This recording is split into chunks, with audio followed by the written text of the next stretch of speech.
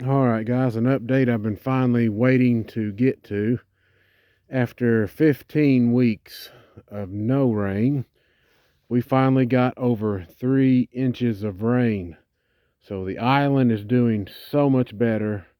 The main food plot is also taking off. I have new sprouts just exploding out of the soil right now. I'll go show you the back half where I had set the straw in and trying to get extra heat generated out of here, and I think it's done really well. So we have lots and lots of greenery popping up here. Still more seeds germinating right now. Even as crazy as this sounds, I've actually got buckwheat popping up in here. I've never ever had buckwheat this late. We've had some crazy weather here. A lot of good sprouts coming up. This is exploding very quickly considering what time of year it is. I see clover in here, winter peas, cereal rye, oats, and wheat. I mean, this is going to fill in nicely. There's another good chance of rain tomorrow, so it's going to get a good second watering, and this should be off to the races. And then after that, the temperatures are going to start dropping. So at least it's got a chance to get something going here and hopefully establish itself. You see all the sprouts coming up through the straw. No big deal. Comes right up through it with no problem.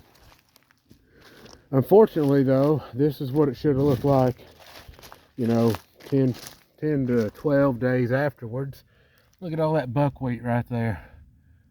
Never in my life have I had buckwheat showing up in middle to late November. Just insane how this weather's been behaving lately. Very warm, very dry, and now we've turned off somewhat cool and wet.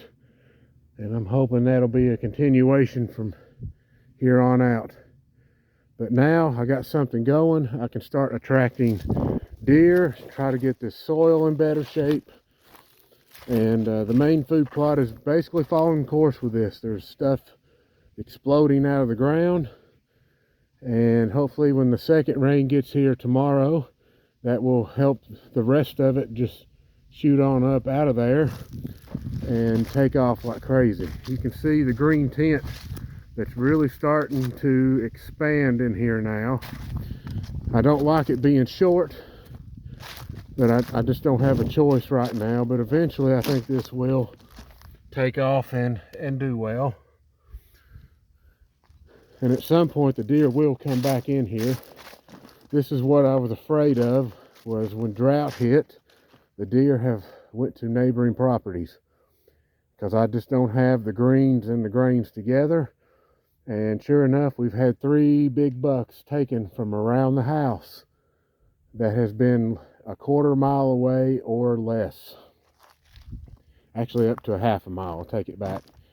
So unfortunately, when you do this long enough, you're going to find that winter weather, or Mother Nature in general, is going to throw you some curveballs.